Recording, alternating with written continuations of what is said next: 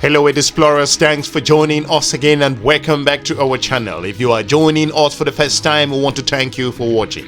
In this episode, I will be diving into the reason why the country of Angola left OPEC.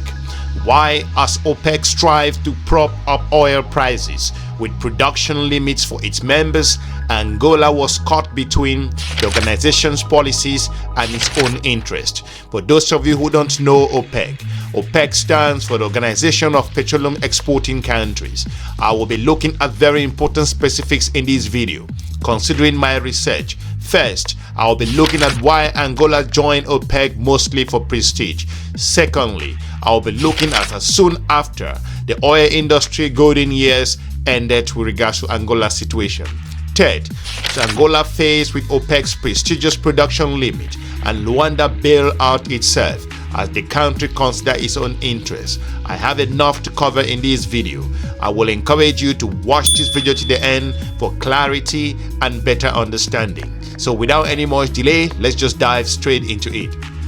In December of 2023, Angola made the surprising announcement that it was leaving the Organization of Petroleum Exporting Countries, known as OPEC, abbreviated as OPEC, effectively January 1st, 2024, severing a 16-year-long relationship. When the African oil exporter joined the producers group in 2007, it was the first country to do so since 1975. The relationship between Angola and OPEC changed drastically over a period of time. If you look at strategic option, the oil marriage between Angola and OPEC continues deteriorating so fast. Ahead of assuming OPEC's membership, Angola's then oil minister, Desiderio Costa, explained, "We've been wanting this for a long time." In sharp contrast, when they announcing the country's departure from the group, Mineral Resource and also Petroleum Minister Diamantino Azevedo stated that, "We feel that at the moment Angola gains nothing by remaining in the organization, and in defense of its own interests, it decided to leave," based on that particular statement. If you look at perspective, this is the same minister who in 2021 praised the producers group for its own astonishing success in stabilizing oil market following the collapse in oil demand and prices at the onset of the COVID-19 pandemic at the time, and who described the cooperation between OPEC members and oil allies, including Russia, in what is known as OPEC, as a trusted and proven relationship. If you look at perspective, crack ahead already started to appear in 2020 when OPEC announced historical production cuts of nearly 10% of global suppliers to salvage oil prices. Not all members delivered on their promises, with Angola being one of the laggards, along with important players like Nigeria, Iraq, and also Kazakhstan. Moving forward, by the summer of that year, faced with mounting pressure from Saudi Arabia and Russia in particular, Angola relented. It implemented the cuts and agreed to compensate for the delays. In subsequent years, oil production from Angola struggled to regain pace. In 2023 June, along with Nigeria and Congo, the African nations was given a lower production baseline, the level from which each member output also quoted in calculation. That riled Angola's envoy. Other members like the United Arab Emirates had their own baseline increased. He walked out of the meeting. However, peace was quickly restored. The parties agreed to revisit the baseline 3 months later. If you look at other options, yet at November's 2023 meeting, Angola still given a lower production quota for the coming year, reflecting its diminishing production capabilities. Once again, the African producer rejected the ruling. "We will produce above the quota determined by OPEC," Angola's OPEC governor, Estavao Pedro, declared at the time. Angola said it will produce 1.18 million barrels per day from January 2024, around 7,000 above the 1.1 million barrels per day quote set out in OPEC's agreement. Shortly after, Angola announced it will leave the group. If you look at other options, Many believe that the sharp increase in oil prices earlier in 21st century was driven not only by demand but also because the world was running out of hydrocarbons. If you look at other areas, such a major strategic decision is unlikely to be solved driven by squabbles, considering Angola's history of non-compliance. However, it seemed to be the straw that breaks the camel's back, leaving many questioning what the real drivers of the exit and what it means for both future of Angola's oil industry and for OPEC. If you look at Angola's situation in regards to Angola's oil beyond golden years, when Angola decided to join OPEC, its oil industry was experiencing a golden post-war era of rapid expansion that coincided with fast rising oil prices in the first decade of the century. If you look at other areas, after gaining independence from Portugal in 1975, Angola plunged into a devastating civil war that continued until 2002. Oil discoveries in the country had already been made in 1990s, but the war constrained their exploitations and also further exploration. When the war ended, international oil companies were scrambling to find promising investment opportunities. Many believe that the sharp increase in oil prices early in the 21st century was driven not only by rapidly growing demand but also because the world was running out of hydrocarbon. As I've pointed out, supply was struggling to keep up. Chinese national oil companies, in particular, were pursuing an aggressive strategy to secure oil and gas access, and especially in sub-Saharan Africa at the time. If you look at figures, in 2005, Angola announced its first post-war licensing round. To void oil blocks, competition was fierce. The leading oil and gas companies battled to gain and expand their foothold in what was then Africa's hottest investment destination. The fiscal term imposed by Angola's government were steep. It will get more than 90% of all proceeds from its projects. The consortium of Angola's national oil company, Sanangol, and China's Sinovet International offered the most generous signatory bonus in the history of oil industry. That's 2.2 billion for 2 oil prospecting rights in 2 of the blocks. There was an upfront payment made to the Angolan government before any activities started. If you look at strategic options at the time, the financial crisis of 2008 forced OPEC to introduce several cuts, which were estimated to have limited Angola's production by 10 to 15% in 2009 when Angola chaired the group. Luanda wanted to capitalize on the energy sector's popularity and expand its international standing by pursuing membership in OPEC, which controlled around 42% of the world's supplies. The Angolan oil minister spokesperson at the time, Bustos de Almeida, stated that joining OPEC will generate deep advantages financially. In reality, the prestige of gaining a seat at the OPEC table and desire to have a more notable influence on global oil market lured Angola in. Despite dangers, its oil output will be constrained by production cuts, and membership could disincentivize international investors. As one study puts it, OPEC's perceived market power is a useful function that generates political benefits for its members with domestic and also international audience. If you look at strategic options at the time, considering those particular changes, for the Angolan government, however, that was a benefit well worth snarl sacrifice of selling fewer barrels of oil should be need arises.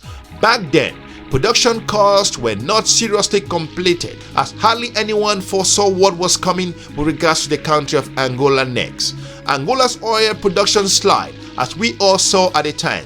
1 year after Angola joined OPEC, oil market changed, which has significant implications for both Angola and the organization. The financial crisis of 2008 triggered a crash in oil prices. It forced OPEC to introduce several cuts, which were estimated to have limited Angola's production by 10 to 15% in 2009. When Angola chaired the group, production has fallen to recover since. In the subsequent years, the government consistently formulated overall optimistic production forecasts, according to IMF, that were not aligned with the reality of an increasing struggling sector. With regards to Angola's own perspective, Angola's oil production hit a peak of 1.88 million barrels per day in 2008 based on figures. Hopes for a licensing round in 2008 akin to a successful 2005-2006 round were dashed following dim interest from investors amid falling oil prices. When interest improved, it was far cry from what Angola experienced pre-2008, even though oil prices were above $100 per barrel. The 2010-2011 based on figures round saw limited bidding and also the highest signatory bonus reaching over $500 million at the time. The reduction in investment exacerbated the decline in output, which translates into Angola's shrinking export and also government revenues. If you look at other areas, meanwhile, the shale revolution in the United States, which started in 2008, created direct competition for West African production, gives the similarities in quality between shale oil and also West African variety of oil. That caused Angola to lose market share in some of its key regions, especially in North America. The United States of America, which was once its top buyer, turned into a strong competitor. If you look at figures based on what happened in that particular period in the country of Angola, oil industry governance and also policy changes during the time. In 2017, Angola witnessed a leadership change. João Lourenço, former defense minister, succeeded José Eduardo dos Santos, who stepped down after ruling the country from 1979 to 2017. Mr. Dos Santos faced accusation of high-level corruption, especially in the oil sector, where he had appointed his daughter, Isabel dos Santos, as head of Sanangol. She was said to have become Africa's richest woman, based on analytical information. The reform appeared to be paying off. The government hopes that exploitation opportunities is promising with representative of half of the country's future production. However, upon assuming office, the new leaders ordered a 30-day review of national oil industry to address its challenges.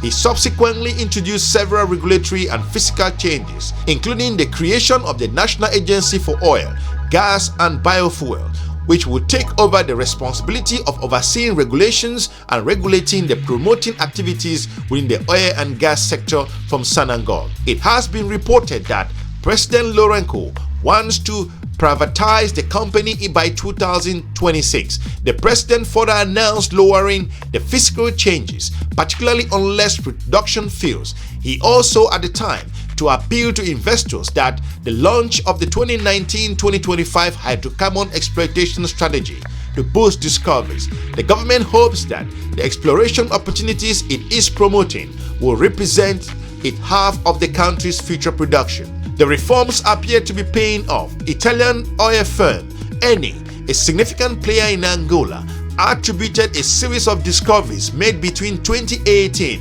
and 2019 to the government reforms. The licensing round launched in 2023 received considerable interest, with more than 50 bids offered. If you look at facts with regard to the country of Angola, allow me share this with you with regards to my own analysis and also based on my research. Angola holds 18% proven oil reserve in the world, 7.8 billion barrels, that's about 0.4% of global total output, and 4 biggest in Africa, accounting for 6.2% of the continent's proven reserves. After Libya, 3.8%, Nigeria 29.5%, and Algeria 9.8%, all which are Opec members. According to Angola's figures, oil production in Angola started in 1955 from the Benfica offshore field. Angola has a small domestic oil market, accounting for around 11% of the country's oil production. The rest is exported, primarily to Asian Pacific, 71%, and Europe, 22% as of 2022 figures, based on my own research. Crude oil and oil production have accounted for approximately 96% of Angola's total export, 56% of fiscal revenues, and also 34% of Angola's total real gross domestic product, based on IMF figures. Angola's departure leaves OPEC with 12 members. At current production levels, Angola's oil reserves are expected to last only 16 years, the shortest predicted duration in Africa and in OPEC as well. If you look at other strategic options, Angola became more pro-Western based on analyst information. Those domestic changes coincided with structural changes within OPEC, whose share of global market shrank to 36% by 2022. In 2016, the group announced its declaration of cooperation with several non-OPEC countries, led by Russia, would also coordinate production to support OPEC in its mission, giving birth to OPEC+. This has been an organization response to a shale revolution and also growing competition from the United States of America. If you look at other figures, the involvement of Russia proved controversial, in part because of Moscow's perceived influence on OPEC's decision flows, which has also caused discontent among some of more established members, mainly smaller producers, and particularly because Russia's involvement in Ukraine has caused unseen among members who also strong ties with the West. However, those other countries that perceive Russia's presence and also its involvement based on its own territorial review consider that Moscow is making the right decision in defending its own territory based on analysts' perspective. Despite historical links to the Soviet Union, Angola has grown closer to the United States of America in recent years. On November 30, 2023, which coincided with the last OPEC Plus meeting for the year, President Lourenço met U.S. President Joe Biden in Washington, D.C. at the time. The United States of America's leader described the diplomatic event as taking place at a historic moment. Simply put, a partnership between Angola and America is more important and more impactful than ever before. If you look at other aspects, OPEC member has changed since its formation in 1960, but departure has become more frequent in recent years, especially following the establishment of OPEC+. The United States of America's government is backing American private sector players who participate in significant economic projects across the continent of Africa, including the 1,300 kilometers long east-to-west transportation corridor to connect Angola's Lobito port on the Atlantic Ocean with Tanzania and also Kenya port on the Indian Ocean. President Lourenço described Mr. Biden in quote, the first United States of America's president to change the cooperation paradigm between the United States of America and the African continent based on his own perspective. This is the scenario that I see with regards to this particular situation and why Angola left the OPEC. If you look at other divergent forecasts based on my own analysis, it is unlikely that Angola's oil and gas output will suddenly boom in the next few years. Recent new projects have also helped sorted out production and decline, but has not been enough to reverse it. Experts differ in their own long-term forecast. The International Energy Agency, the IEA, expects Angola's crude oil capacity to fall by 0.3% and also looking at millions of barrels per day to 0.8 million barrels per day by 2028, as operational and also technical issues plague its high-cost deep-water oil field. The agency added that Angola's declining performance will be one of the top factors behind the downturn in oil production between 2023 and also 2028. The Energy Information Administration, the IAE, however, expect that many of the country's large projects will begin bearing fruit in later half of this particular decade and substantially increase the country's production. Angola's long-term production output will depend on companies' ability to tackle technical challenges and on market dynamics, price, and also governance policy. The other aspect that I see with regards to this particular situation is that most likely scenario with regards to what I see, Angola and also OPEC Plus faces more headwinds. Once outside producers organizations, Angola free to pursue production plans without quote restriction. Even without being a member, Angola can still benefit from OPEC's action as the group seeks to also prop up oil prices. OPEC's membership has changed since its formation in 1960, as I pointed out, but departures have also become more frequent recently, especially following the establishment of OPEC+. Indonesia left in 2016, Qatar left in 2017, and Ecuador in 2020. Indonesia and also Ecuador departure were linked to declined production, whereas Qatar wanted to focus on its own more lucrative gas business. A diplomatic role with the Gulf Cooperation Council needed neighbors and also played a role with regards to this particular decision. Shortly after Angola left, several African producers announced their commitment to OPEC. The reputational damage has therefore been contained as long as no other country followed suit, at least anytime soon.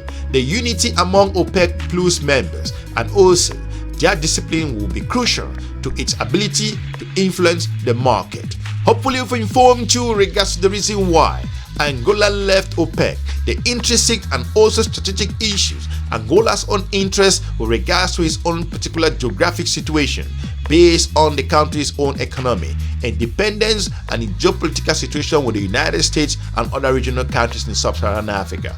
We shall be looking on how this relationship built and how Angola will move forward with regards to its own future. We want to thank you for watching. Let us know what you think with regards to your perspective with regards to OPEC, and if OPEC or your country is a member of OPEC.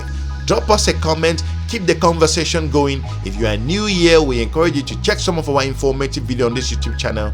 We are looking forward to meeting you soon on our next episode. Have a good day. Bye-bye.